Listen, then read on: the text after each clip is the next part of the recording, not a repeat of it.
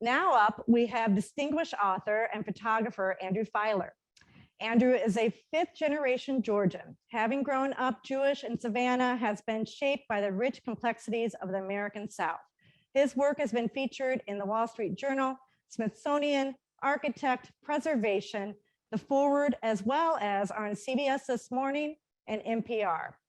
He is here today to talk about his latest book, which we have a copy. We'll be giving out 3 today in our raffle, A Better Life for Their Children, Julius Rosenwald, Booker T. Washington, and the 4,978 Schools That Changed America.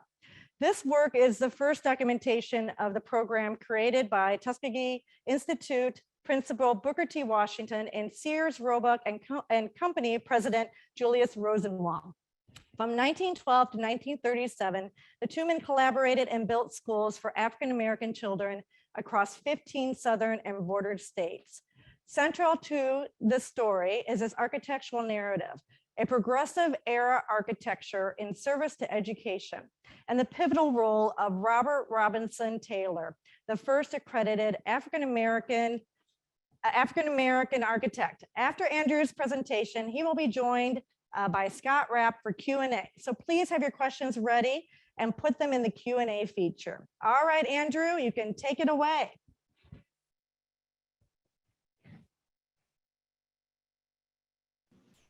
Okay, thank you very much. It's great to join y'all.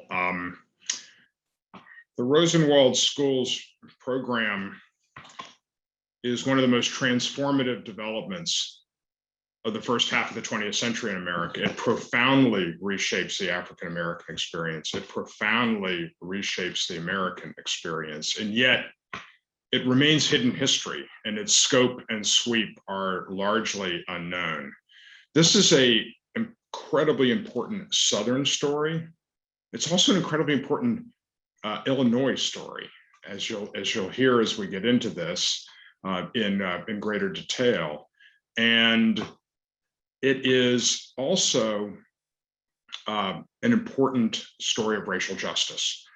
And so I look forward to sharing with each of y'all some of these details. I am going to share my screen here. So let me just say, this has been an extraordinary run. This book came out in the spring. As was said in the introduction, it was featured in a double-page spread, the Weekend Wall Street Journal and Smithsonian Magazine. There was an Architect Magazine and Preservation Magazine. This book is now in its 3rd printing. This is the kind of thing that any photographer aspires to. There is an exhibition of this work that is now up at the National Center for Civil and Human Rights here in Atlanta that will travel the country. It next goes to Charlotte, then Memphis, then Nashville, then New Orleans, then Richmond. I'm hopeful that one day it will come to Chicago. I'm working on that. These are large scale prints, and the receptivity to this book has really been extraordinary. And so I'm looking forward to sharing these stories with you. I'm going to start with introducing the two protagonists in this story. This is Julius Rosenwald. So this is a photograph of Julius Rosenwald that hangs on the wall of the Noble Hill School in Bartow County, Georgia.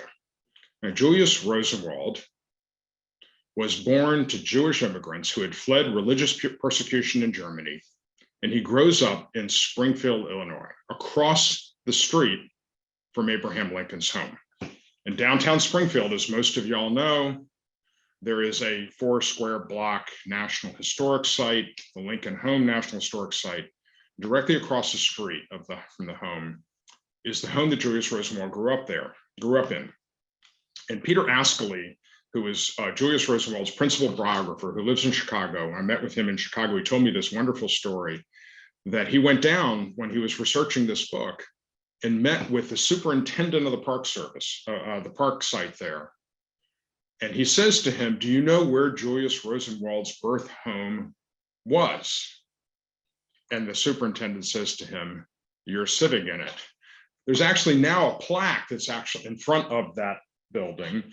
That plaque was placed there by the campaign to create a Julius Rosenwald and Rosenwald Schools National Historical Park.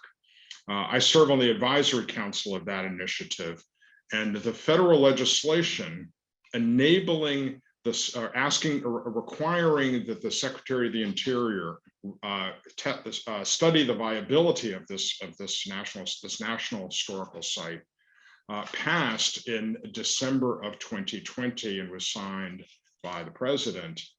And if this park were to be created, it would be a multi-site park with a headquarters in Chicago and Rosenwald schools in every state that had Rosenwald schools. It would be the first national historic part of the national park system to honor a Jewish American. So Julius Rosenwald grows up in Springfield, and he rises to become the president. They didn't use the term CEO back then. The president of Sears, Roebuck and Company. And he leads Sears from 1908 until his death in 1932 with innovations like satisfaction guaranteed or your money back. He helps turn Sears into the world's largest retailer. And he becomes one of the earliest and greatest philanthropists in American history. His role in Chicago is legend.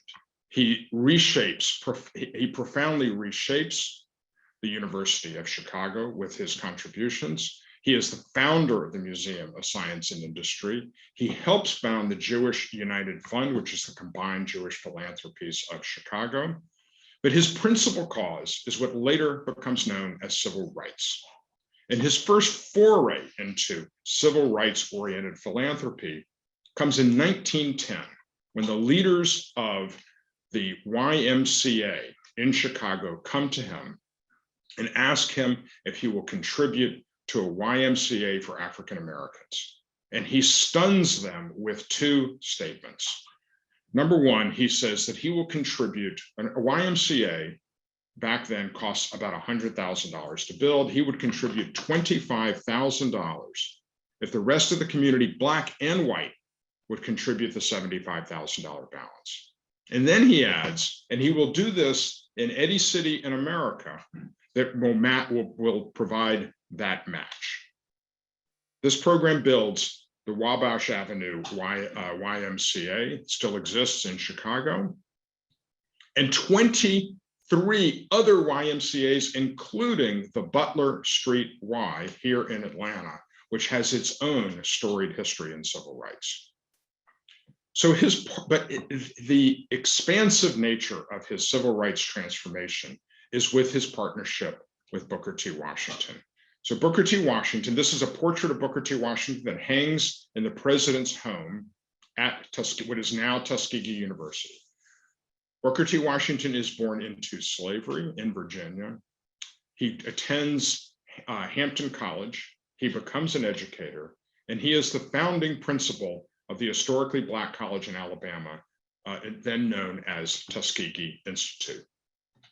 And the two men meet in 1911 in Chicago. Now, this is a rare photograph of the two men together, printed on fabric and sewn into a quilt to commemorate the restoration of the Pine Grove School in Richland County, South Carolina.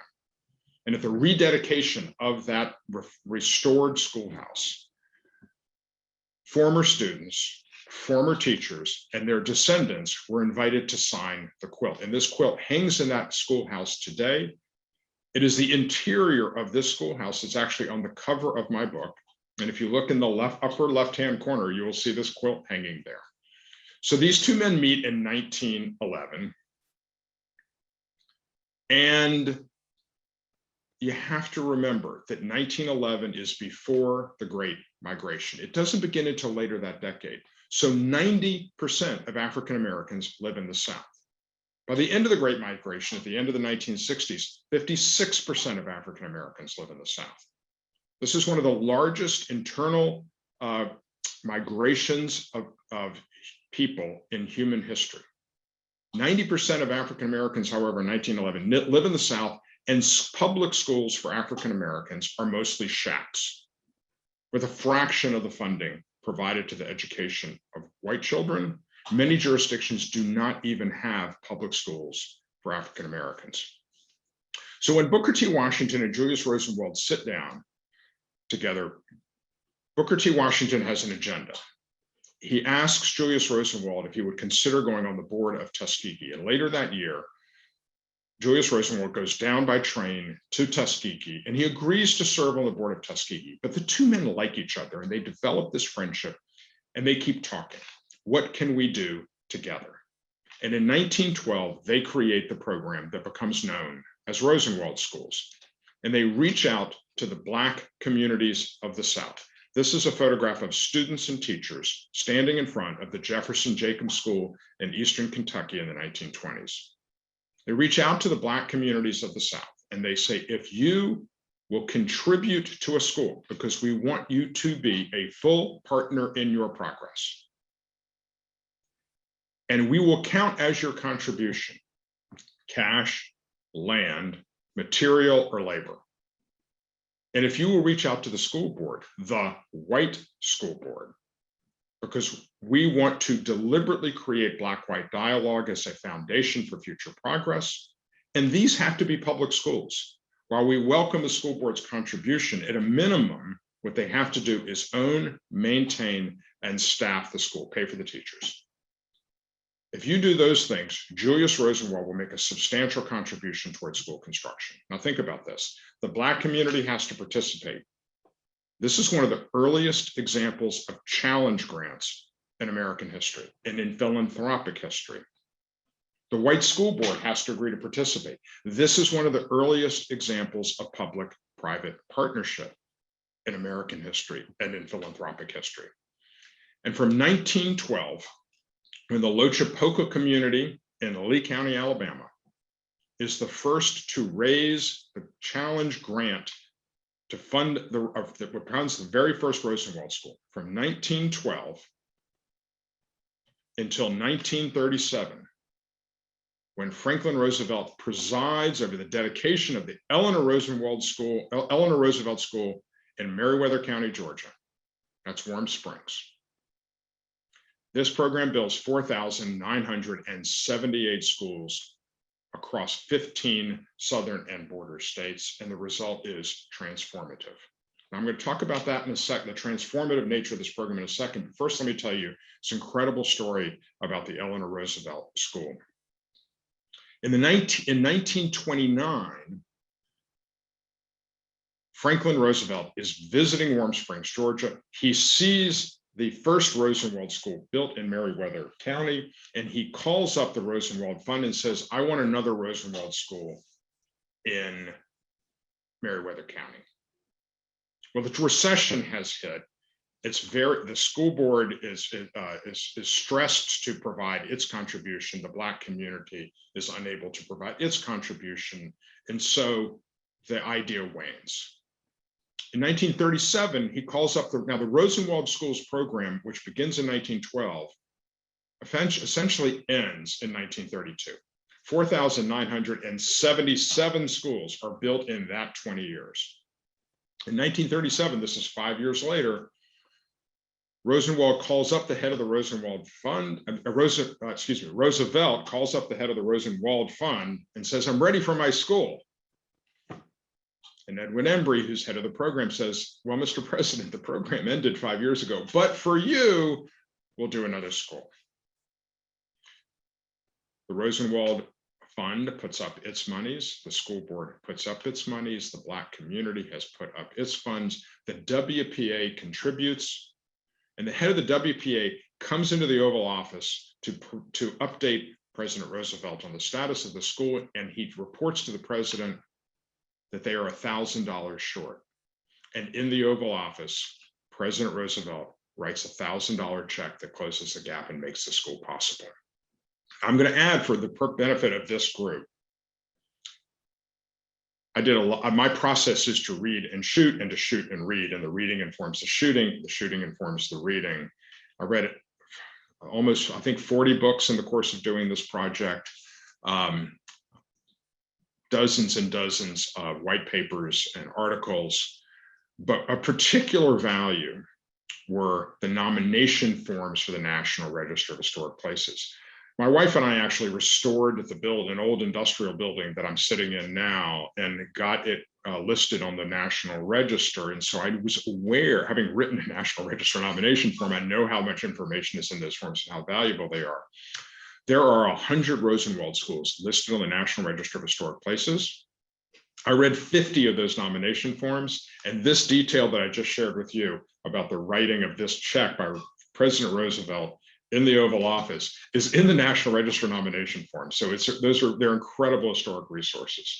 So 1912 to 1937, the program builds these 4,978 schools. Let me go back for a second. I want to go back and just tell you a point on this image that I forgot to mention. The program begins with a pilot of 6 schools, all close to Tuskegee, where Booker T. Washington and his team can keep an eye on the program. And Booker T. Washington has these photographs made of these students and teachers standing proudly in front of their school, carrying the hopes and dreams of their communities, and sends them to Julius Rosenwald. And Julius Rosenwald writes back that he is so moved by these images that he is committing to expand the program. And images like this continue to be taken throughout the history of the program, and they become part of the visual history, the visual language of this program. All of my photographic bodies of work prior to this one were in color, but it is because of these images and the contribution they make to the history and historical record of this program that this entire body of work is not only shot in black and white, but horizontal, because of the linearity of the architecture and the linearity of these images. So, as I said, this program is transformative. There are 2 economists at the Federal Reserve Bank of Chicago. I flew to Chicago to do their portrait in the summer of 2019. It's in the book. They have done 5 studies of Rosenwald schools. And what their data shows is that prior to World War I, there was a large and persistent Black-white education gap in the South. That gap closes precipitously between World War I and World War II. And the single largest driver of that achievement was Rosenwald schools. In addition, many of the leaders and foot soldiers of the movement to come through these schools. Medgar Evers, Maya Angelou, 5 of the members of the Little Rock Nine who integrate Little Rock Central High School, and Congressman John Lewis all went to Rosenwald schools. Now, at the time I was working on this project, Congressman John Lewis was the most prominent alum of the Rosenwald Schools program. I grew up in Savannah, Georgia, and left the South after high school. I went bouncing around the world for 15 years before I decided it was safe to come back to the South. I have lived in Atlanta now for 26 years, and for 25 years, I was a constituent of Congressman Lewis. So I reached out to Congressman Lewis and asked him if he would contribute an introduction to this book. And he said to me, "I'm not sure that I'm comfortable writing the history of Rosenwald schools. I know I went to school there. That's kind of what I know." I said, "Congressman Lewis, I'll have an essay in this book. There's a woman named Jeannie Syriac who works at originated the role of African-American Heritage Specialist at the Georgia State Historic Preservation Office. She'll have an essay in this book. Brent Leggs, who is the executive director of the African-American Cultural Heritage Action Fund at the National Trust for Historic Preservation, a noted preservationist, and now a great colleague and friend, is writing an essay in this book. I think we got the history covered. What I want you to do, Congressman Lewis, is what only you can do. Bring us into that classroom. What was it like to go to school there? What role has education played in your life?" And he said, "Oh, I can do that." And so on October 29th of 2019, I found myself in Congressman Lewis's office, sitting around this round table in the middle of his desk, working with him on the introduction to this book. It was exactly 60 days later, on December 29th of 2019, that Congressman Lewis went public with his cancer diagnosis. His glorious introduction to this book is one of his last public acts. And let me just say something about the portraits in this book, because you're going to see some other portraits. I just want to comment on the aesthetic. First of all, as we were working out the details of his participation in this project, his staff asked me if I could possibly do the photograph of Congressman Lewis in his Atlanta office, and I said no, because the settings of these images is one of the important components of these images. And in this case, it was very important to me to shoot this photograph in his Washington office, because that was a statement of power and a statement of achievement. In addition, as you will see, I had two rules that I used in doing these portraits. Number one, I didn't tell anybody what to wear, nor did I tell them what expression to carry on their face, because I wanted them to be authentic and I wanted them to have agency in how we work together in this project. And so when Congressman Lewis puts his jacket back on, as you'll see, he has his cancer awareness ribbon on, and he says, "Should I take this ribbon off?" And I said to Congressman Lewis, "No, Congressman, that is the authentic you, and I want the authentic you. Leave the ribbon on." So I had never heard of Rosenwald schools until 2015, February 2015, when I found myself at lunch with Jeannie Syriac of the State Historic Preservation Office. And she's the first person who told me about this program, and the story shocked me. I am a fifth generation Jewish Georgian. I have been a progressive activist my entire life. The pillars of this story: progressive, Southern, the pillars of this story are the pillars of my life. How could I have never heard of Rosenwald schools? So I came home and Googled Rosenwald schools, and what I found was that there were a number of academic books on this subject, some other books, biographies, and some accessible books on the subject, but there was no comprehensive photographic account of the program. So I set out to do exactly that. And over 3.5 years, I drove 25,000 miles across all 15 of the program states. Of the original 4,978 schools, 500 survived. Only half of those have been restored.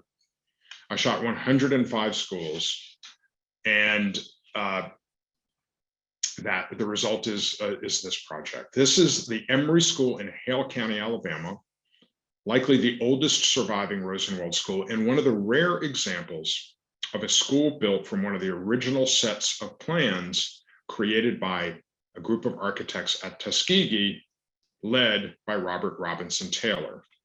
So before I take you inside the school, let me just observe that the school rises on small brick piers so that air could circulate beneath the school and help keep it cool in hot times. This is inside the schoolhouse. And there's certain architectural principles that you will see at work here that were first laid out by Robert Robinson Taylor and his team. Large windows on the left to let in lots of light, because these schools did not originally have electricity. Cloakrooms, I think I say on the right, I meant on the left. On the left, large windows. On the right, doors into the cloakrooms where dirty outer garments were left when people came into the schoolhouse, so that they would not sully the education spaces. Potbelly stoves that vented through brick chimneys that kept the schoolhouse warm in chilly days. And then you'll see this room divider. That area originally had a series of doors that could be closed off to separate these two educational spaces, or accordioned back, folded back to open up and create one room that could be used as a community center after education hours. Those basic architectural principles, this is architecture in service to education, are first laid out by Robert Robinson Taylor and his team of architects at Tuskegee, and they persist throughout the entire program. Now, let me just say something about Robert Robinson Taylor. Robert Robinson Taylor is the first African-American to attend MIT, the first accredited African-American architect, He is hired by Booker T. Washington to be the chief architect at Tuskegee. If you visit the Tuskegee campus, which in itself is a National Historic Site, many of the beautiful historic buildings on that site were designed by Robert Robinson Taylor, and he led this team of architects that lay out the architectural principles of Rosenwald schools. And I'll just add that Robert Robinson Taylor, his great granddaughter, is Valerie Jarrett of Chicago, of the Obama White House, and a great figure in transforming many neighborhoods and other developments in Chicago. And her portrait, acknowledging the role of her great grandfather, is also in this book. Now that was what is known as a one-teacher school. This is a two-teacher school. This is the Hope School in Pomeria, South Carolina. It is named after James Hope, who was the state school superintendent in South Carolina, who was so committed to the Rosenwald Schools program that every county in South Carolina had Rosenwald schools. And in fact, this school rises on land which was sold to the community by James Hope for $5. It was virtually, even then, that was essentially a donation. The school was then named by the Black community after James Hope. James Hope's great nephew, Ron Hope, was a military officer and retired back to Pomeria, South Carolina, and found the school in great disarray and took it upon himself to single-handedly restore this school. And if you go to the National Museum of African American History and Culture on the National Mall today, you will find in the museum, from this schoolhouse, 6 desks, 1 potbelly stove, and the original sign proclaiming Hope School. And then this is a 3-teacher school, the Pleasant Plains School in Hartford County, North Carolina. Now, there were 2 core design principles of the Rosenwald Schools program in its beginning. Number 1 is that these schoolhouses were to be modest. And that was 1, to save cost, and 2, to avoid attracting the ire, otherwise known as arson, from the white citizenry. And 2, though, is that they were to have what I call, they were not to have cupolas. And that is because Fletcher Dressler, who was a professor of architecture at the Peabody School in Nashville, laid out updated the architectural principles of the program in 1920, and he believed that a cupola was reflective of church architecture, and for a cupola to be on a schoolhouse violated the principles of separation of church and state. So why does the schoolhouse have a cupola? Because these guidelines were laid out by the Rosenwald Fund, but the Black communities often built the school as part of their contribution. And here in Hartford County, the Black community wanted a cupola, and they built a cupola. This cupola is an expression of Black community agency as they participated in this program. Now, note that each of these schoolhouses that I have shown you so far are small white clapboard structures, 1, 2, 3-teacher schools. In fact, the vast majority of these schoolhouses were these smaller schoolhouses. By the end of the program, they're building 1, 2, and 3-story red brick buildings. This is the Dunbar School in Pulaski County, Arkansas, otherwise known as Little Rock. And here we go. And it is one of the rare schoolhouses still in use today for educational purposes. Most of the surviving Rosenwald schools are too small to have been continued use for educational purposes. Of the 105 schools that I visited, only 5 are still in use for educational purposes. And so therefore, to preserve these schoolhouses, they had to have been adaptively reused. And so that becomes an important part of this narrative, which I'll get to in just a second. But before I do that, I just want to acknowledge one important detail. If this schoolhouse looks familiar in Little Rock, Arkansas, these Art Deco details, It's because the architect of the Dunbar School is also the architect of Little Rock Central High School.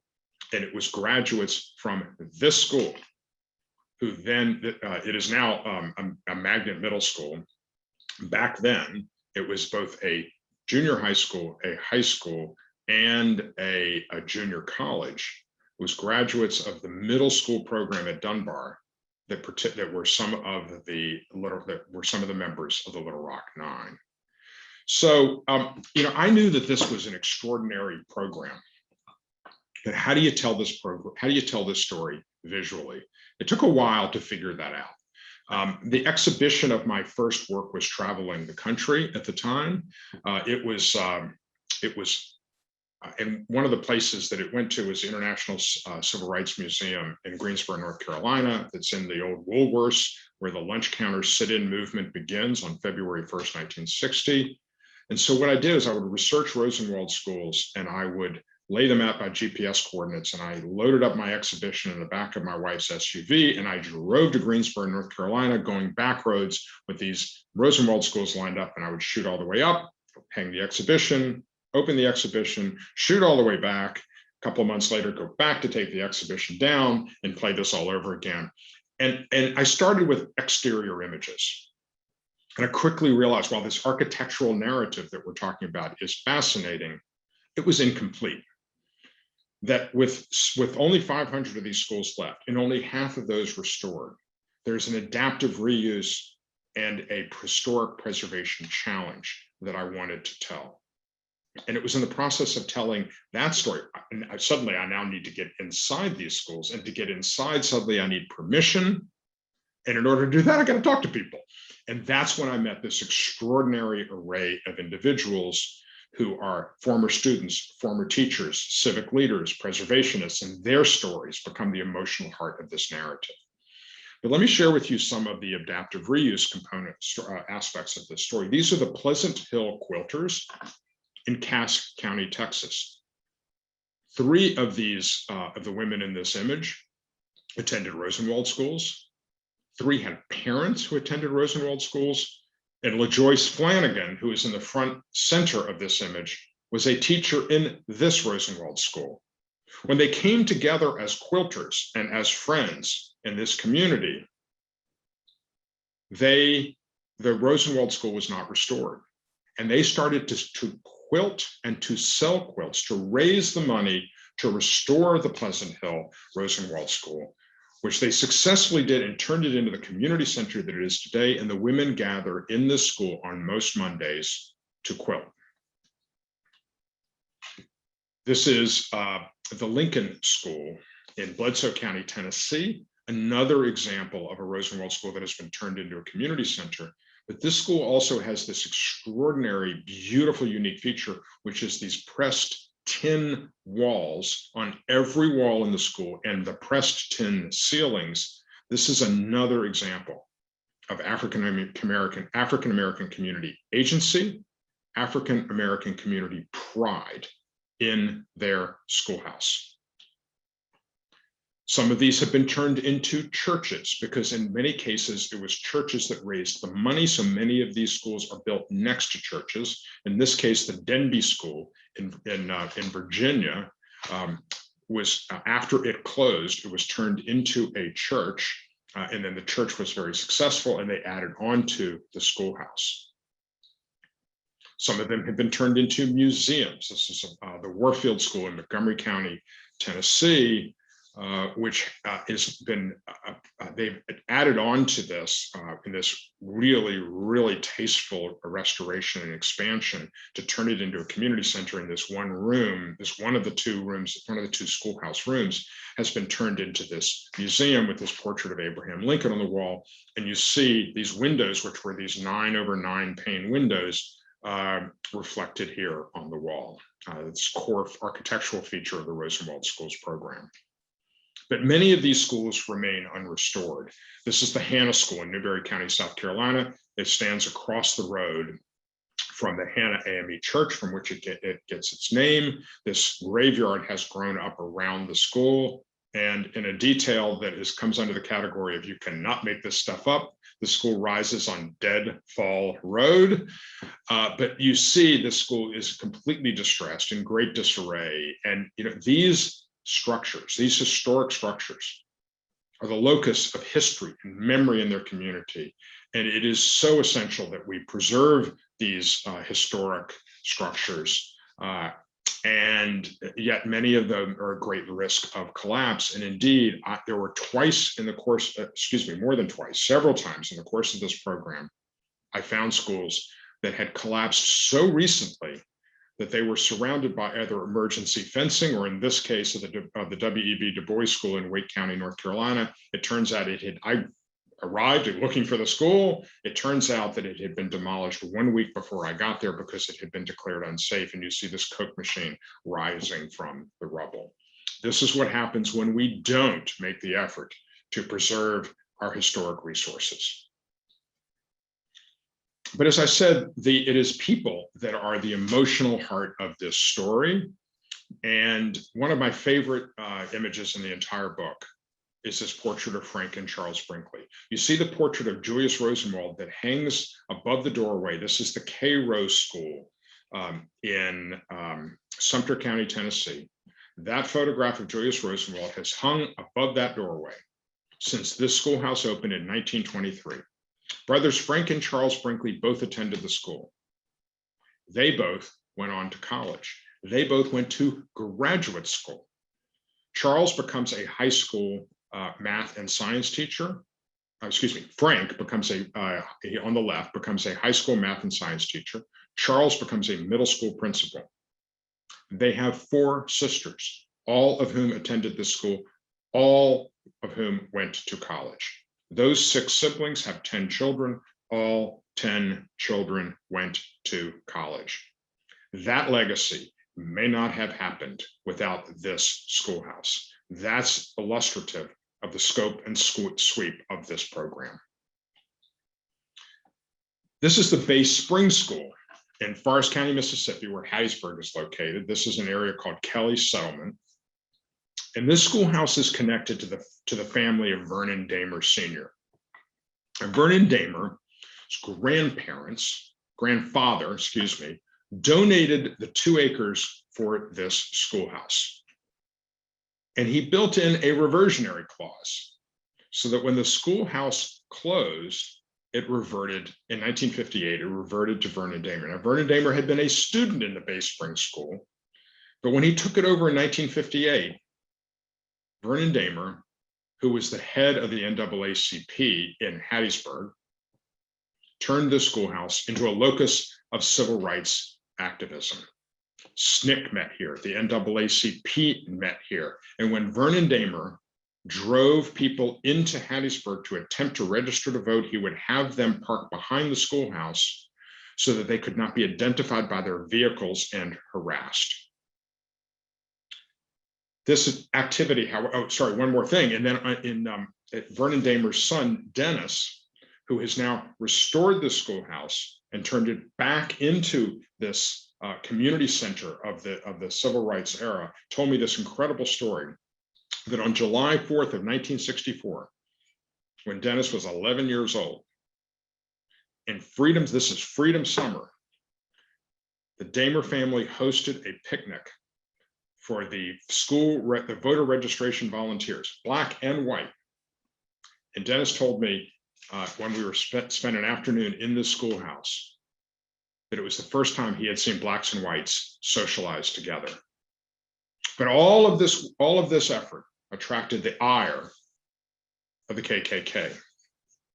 And on the night of January 10th of 1966, Vernon Damer, whose home stands just on the other side of the trees to the right of the schoolhouse, his home was attacked by the KKK, who threw firebombs through the front window of his house. And Vernon Damer stood in his living room with his gun, trying to hold off the attackers while his wife, Ellie, got their children out the door.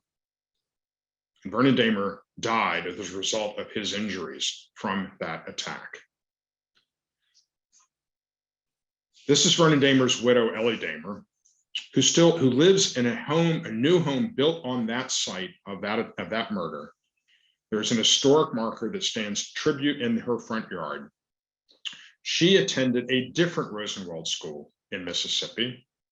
After college, she came back and she taught in this, and this is inside the Bay Springs School. She was a teacher there. And when the school closed in 1958, because there was a larger consolidated African-American school built, she was denied employment because of her husband's activism. So she had to get a job 35 miles away in another district, and she taught at that school for 31 years. This is the Noble Hill School in Bartow County, Georgia. We started there. The portrait of Julius Rosenwald that I showed you hanging on the wall hangs on the wall inside this schoolhouse. It has been restored into a community center and museum that celebrates African-American history and life in North Georgia. And this school has this wonderful connection to the Great Migration. This is inside the schoolhouse. The photograph being held up here is of Webster Wheeler. Webster Wheeler left the town of Cassville, Georgia, as part of the Great Migration and goes to Detroit, where he has an entire career as a carpenter with the Ford Motor Company. In 1923, he finds out that his little community of Cassville has been given a Rosenwald grant, and he moves back to Cassville, and along with one community member, builds the school. The woman on the right, Marion Coleman, is in the last graduating class from this school. She is the great granddaughter of Webster Wheeler. She helps create this community center that is in this schoolhouse. She is the curator of the museum there for 20 years before handing the mantle to her niece on the left here, Valerie Coleman, who is now the curator, who is the great granddaughter of Webster Wheeler. As you see, they stand in front of an original blackboard, above which are portraits of Rosa Parks, Dr. King, and President Obama. The only thing that I want to add here is that there is this beautiful story in The Warmth of Other Suns, which is Isabella Wilkerson's treatise on the Great Migration, where she talks about how when migrants arrived in their promised new land, they often had their portraits taken as a statement of arrival and a statement of promised land. My process, as I said earlier, is to read and shoot and to shoot and read. And I had read that story. And so when I saw Webster Wheeler's photograph on the wall, I realized what this photograph was, and that's why it's integrated into this image. So I am going to, this will be one of the last stories that I tell. This is the Hopewell School in Bastrop County, Texas. And at the moment this image is taken, the schoolhouse is in the final stages of restoration. I'm going to take you inside the schoolhouse. You see the modeled walls are primer. There's the plastic sheeting on the floor to protect the floor. The potbelly stove is wrapped. The photograph in the center of this image, in this extraordinarily beautiful gilt frame, this photograph in the middle is taken in the 19th century. That is Sophia and Martin McDonald. They were both born into slavery. Upon emancipation, Martin McDonald begins to raise farm animals. He acquires some land. He acquires some more land. And he eventually acquires 1,200 acres. And when the Rosenwald Schools program comes to Bastrop County, Texas in 1919, the family donates 2 acres of land for the school. Its first teacher is their daughter. One of her students is her daughter, Sophia Williams, shown here on the right, holding up this portrait of her grandparents. Her husband on the left, Elroy Williams, went to a different Rosenwald school in Bastrop County. They both go off to college. They both come back, and they have an entire career as educators in Bastrop County. I found this story time and time again. Former students becoming teachers becoming educators, becoming the keepers of history and memory and preservation in their communities. This couple has been leading the restoration of the schoolhouse with a National Park Service grant to turn it into a community center and museum. So I'm going to show you one last photograph here. This book is about Rosenwald schools. But there is another component of the Rosenwald legacy that is too important to leave out, and that was the Rosenwald Fellowships. In 1928, Edwin Embry becomes the head of the Rosenwald Fund, and with Julius Rosenwald, they create this program that becomes known as Rosenwald Fellowships, where they offer grants predominantly to African-American intellectuals and creatives.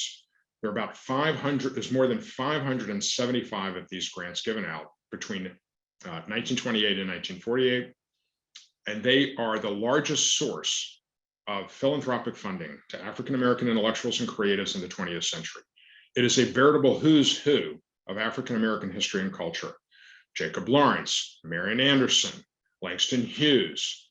It is extraordinary. And Gordon Parks becomes the first African-American photographer to be awarded a Rosenwald grant. I do want to add that there were also grants given to about 250 liberal whites, such as newspaper editor Ralph McGill and writer Lillian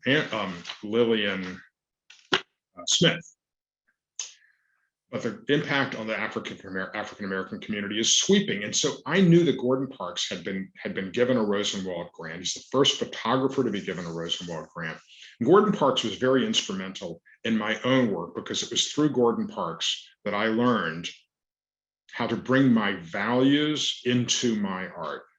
And I had the great privilege and great honor of spending an afternoon with Gordon Parks in 1993 when he was on book tour for his for his memoir, Voices in the Mirror.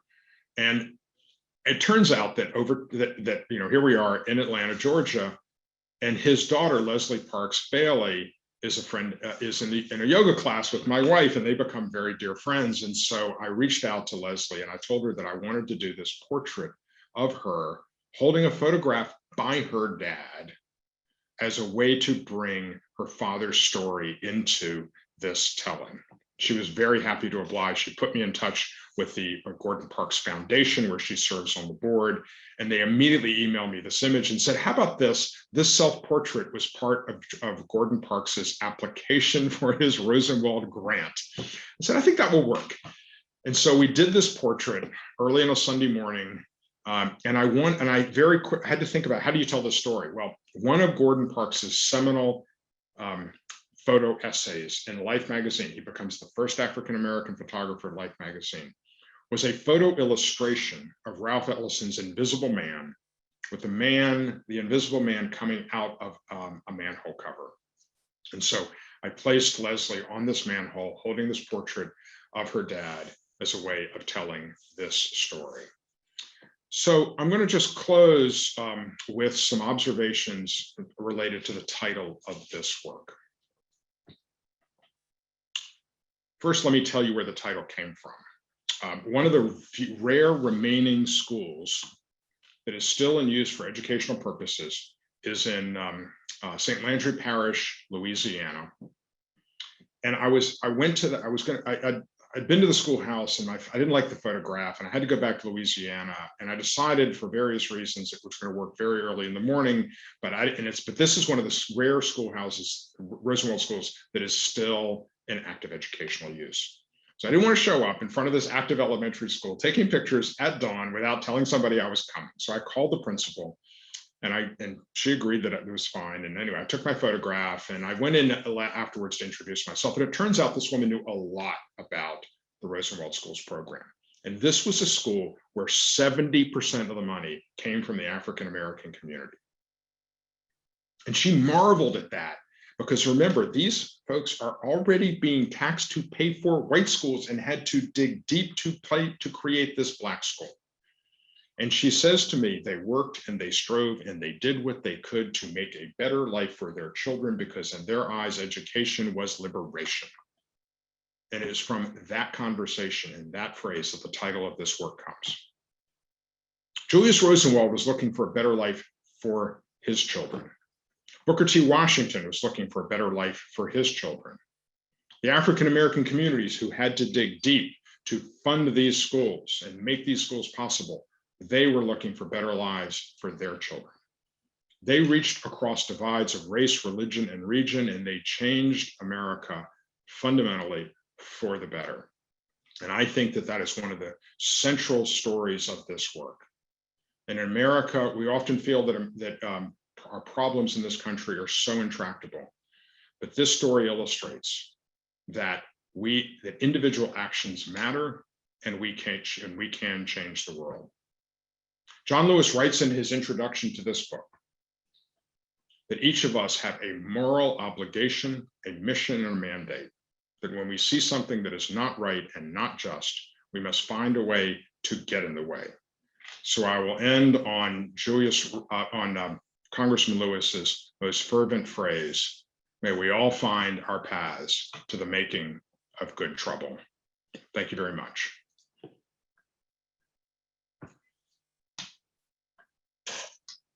Thank you very much, Andrew.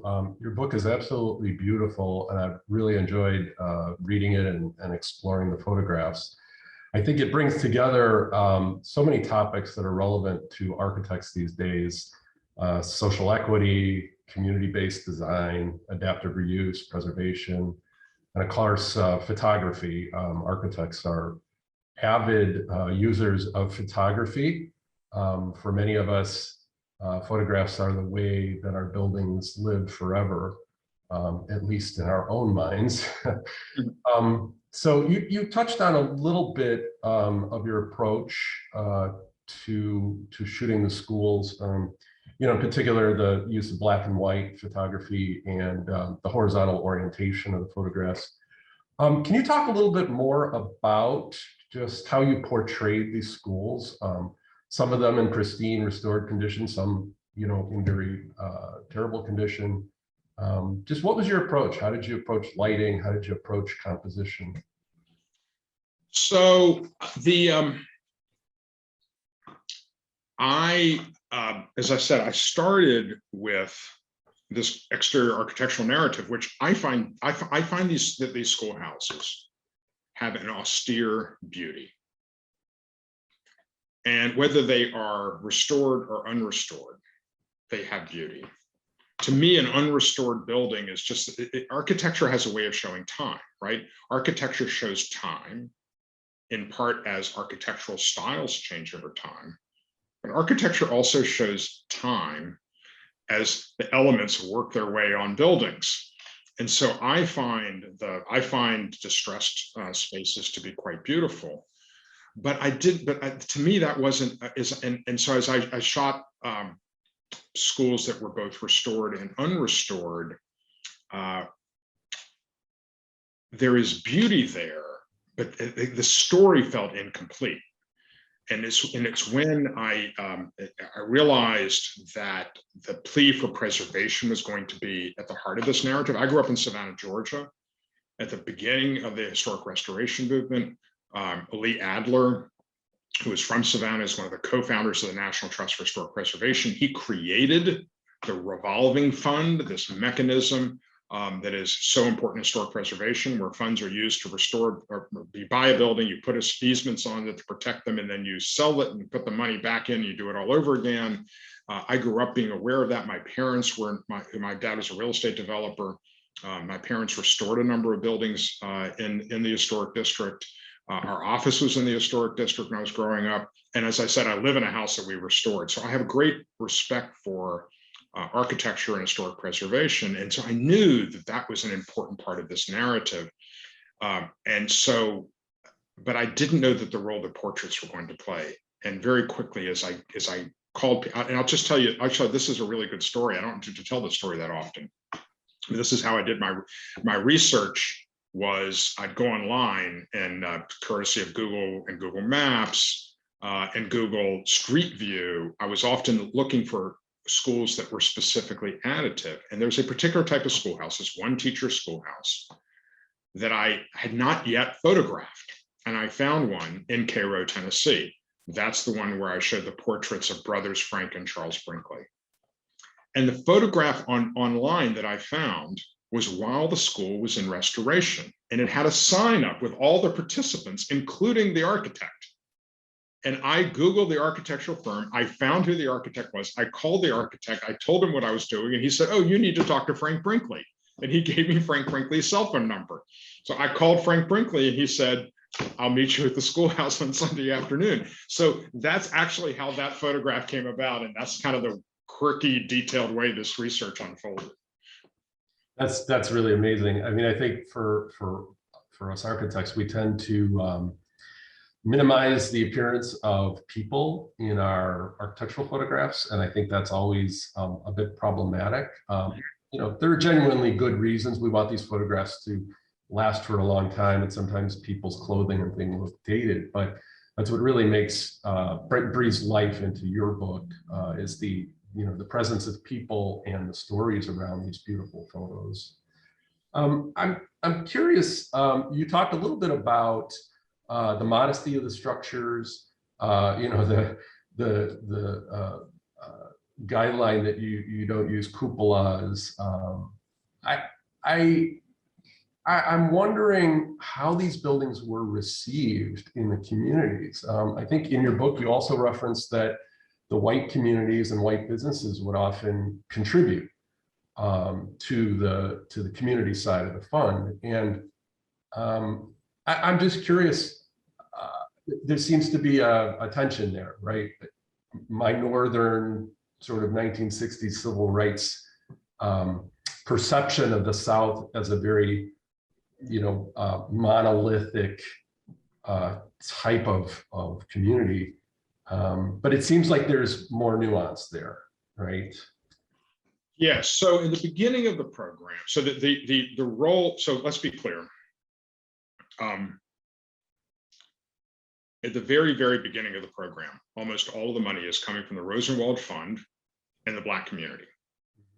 By the end of the program, substantial investments are being made by the white school systems.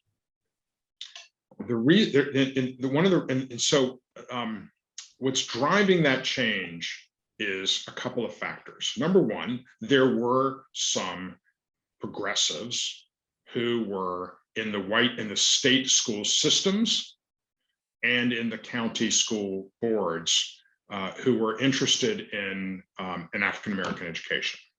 So that's one. Number two, over time, the contributions by Julius Rosenwald are understood, and they give political cover to those people, to the school boards and their contribution. But the other thing that happens is the Great Migration is accelerating, and the South is losing its workforce. And the white leadership figures out that unless they provide better educational opportunities, the African-American population is going to continue to leave.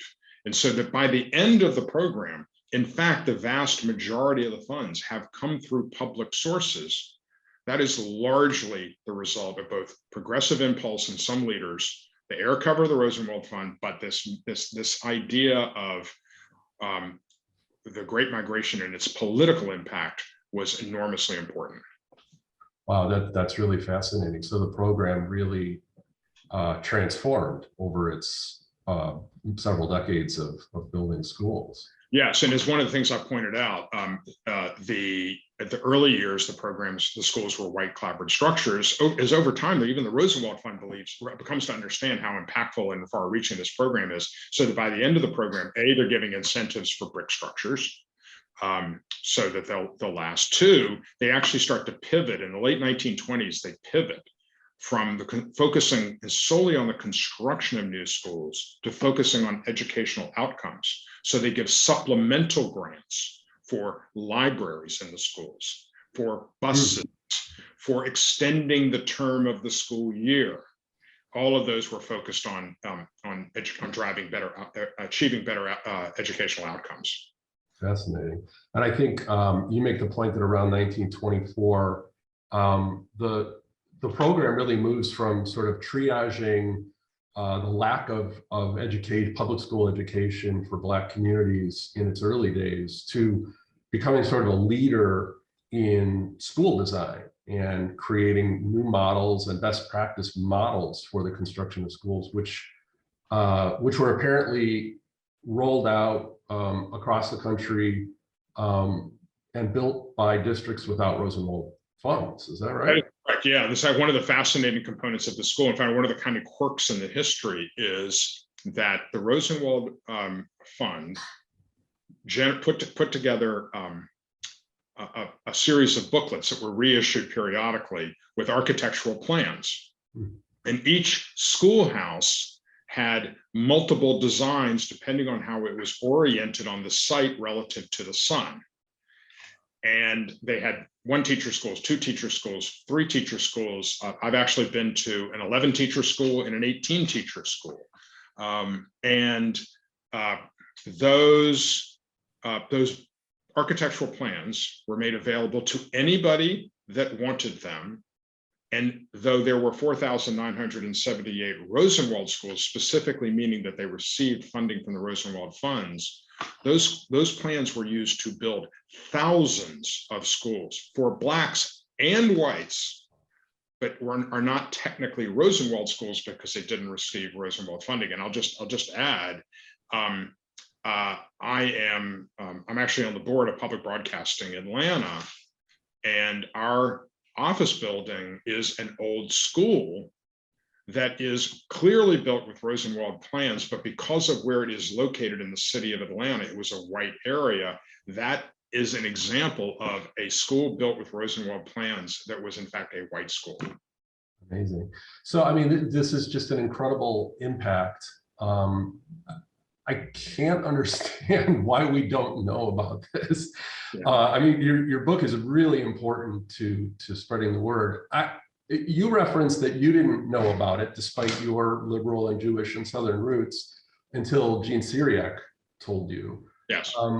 And Jean, in her essay, talks about not having known about the program until she attended a conference, and she was already an established historic preservationist. Right. How is this? So there's a couple of reasons for this. So number one, Julius Rosenwald was a modest man. When he helped create this idea of the Museum of Science and Industry in Chicago, they wanted to put his the fellow activists that were behind that wanted to put his name on it. He refused. He did not call these schools Rosenwald schools. They become known as Rosenwald schools. But most of the, this goes back to my conversation with Congressman Lewis. He didn't know he went to a Rosenwald school. He just knew he went to school there. And that's what I've heard time and again. In fact, when we launched this book, the opening event was former Atlanta Mayor Shirley Franklin interviewing me on stage at the Atlanta History Center. And the next day she forwarded to me an email from a friend of hers who had been in the audience, who who'd watched the program and afterwards started this dialogue within their family and found out that they had multiple relatives who had been to Rosenwald schools and they'd never heard of Rosenwald schools until that night. So that's a lot of it. But the other reason is this. Julius Rosenwald mandated that all of the monies in the Rosenwald Fund would be dispersed within 25 years of his death, because Julius Rosenwald believed that the generation that generated the wealth should benefit from that wealth. Mm. And so the customers of the generation that were the customer of Sears that helped create this wealth, he wanted that generation to benefit. That concept has become very fashionable in philanthropy. Warren Buffett has said that. Bill Gates has said that. Here in Atlanta, Bernie Marcus has said that. But that concept that the funds would sunset was Julius Rosenwald was one of the first philanthropists to do that. And it's one of the reasons he is not as well known as some of his philanthropic peers whose foundations still exist: Ford, Rockefeller, Carnegie. So you get the idea. I think that also plays a significant role in why this remains hidden history. Fascinating, fascinating. We're just about out of time. One last question: what's next for you? So I got asked this question a while back in a kind of funny way. The specific wording of last time I was asked this question was, have you thought about what you're doing next? Which I laughed. I'm like, only every day for the last 5 years.